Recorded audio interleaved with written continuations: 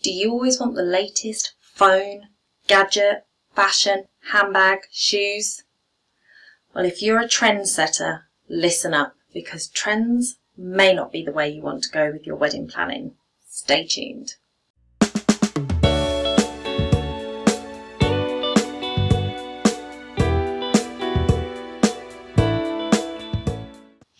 Hi my lovelies, Donna here at Bride2Be TV, and this week we're talking all about wedding trends and why you might not want to go down the trend route for your wedding day.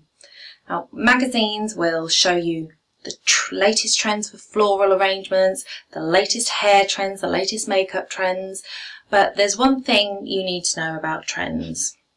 They come and they go. So it is better on your wedding day to choose the things that you really love rather than going, everybody else is having that, everybody else in the magazines has got that, that's what I want. So if you're considering going down the trend route, here are 3 things to think about before you choose the latest trend for your wedding.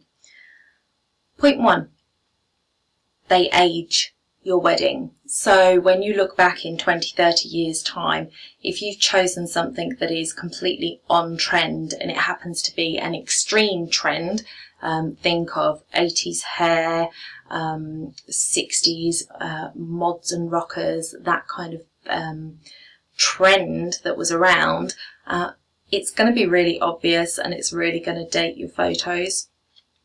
Not to say that you don't want your photos to reflect the fact that you got married in 2020, for instance, but there is a difference between a wedding being old because time has passed and a wedding photo being old because it's just so offbeat to what the trends are of the current day. So you might want to consider avoiding trends because of the aging effect they're going to have on your photographs. Point 2, cost. Now, I'm going to do another video on the budget bride and my take on what constitutes a budget bride, but we all need to be budget conscious regardless of what your budget is, and trends can cost you money. So the latest iPhone is going to be expensive, the latest Samsung phone is going to be expensive. But if you go to an older version or to the one that you love rather than the one that's on trend, you may find that it's going to be cheaper. This isn't always the case. So with big brands such as Apple and Gucci, things like that, they tend to hold their value, or even if the value does drop considerably from its original, it's still quite extortionate for what it is.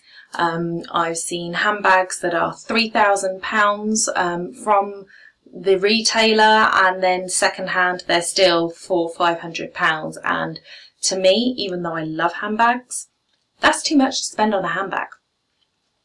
So look at the cost implication of a wedding trend versus going with something that you love that may not be on trend but is going to be a classic part of your wedding day. Point 3, a wedding trend can make your wedding look like everybody else's.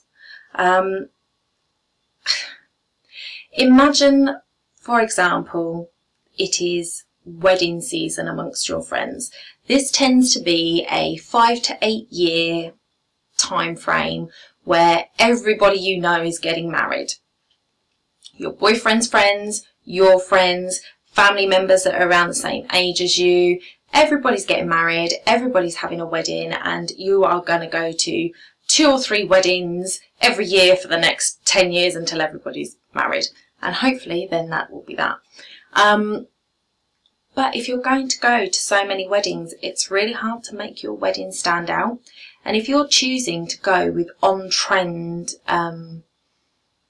elements to your day, whether it be hair, florals, decor, you risk it looking like somebody else's wedding.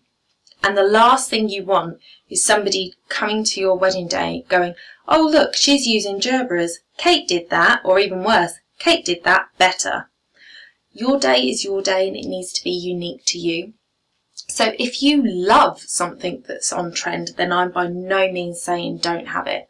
If you love it and you feel that it's something that you want, then by all means go with that, because then there's a feeling behind it rather than just doing it because it's on trend.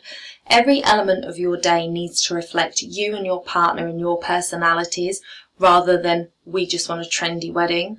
So think about what you're choosing, and whether you're choosing it because you love it or because it's been in every single wedding magazine that you've seen.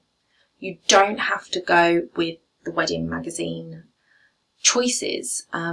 It's hard for some brides because they've never done this kind of thing before, and they perhaps haven't got a wedding planner helping them. So your wedding magazines are your go-to guide for how a wedding should look. But just because it's in the magazine doesn't mean that's how you need to do your day. So think about making it unique to you and your partner, and choosing things that you two love rather than what's on trend. That's it for this week. If you are going to look at wedding trends, then make sure that you're picking trends because of your love for the item, not because it's trendy. Don't forget that wedding trends can age your photos, they can cost you more, and they may well take away from the uniqueness of your day. So let me know in the comments below if there is a current wedding trend that you're completely in love with, or if there is something that you want for your wedding, do or die, must have it regardless of the wedding trends. I'd love to hear from you. And if you liked this video, then please give it a thumbs up, subscribe and hit the notification bell so you know the next time we release a video. And if you still want something to do, then head over to the website where you can download your wedding starter kit. The link is in the description below, and I will see you next week. Bye for now.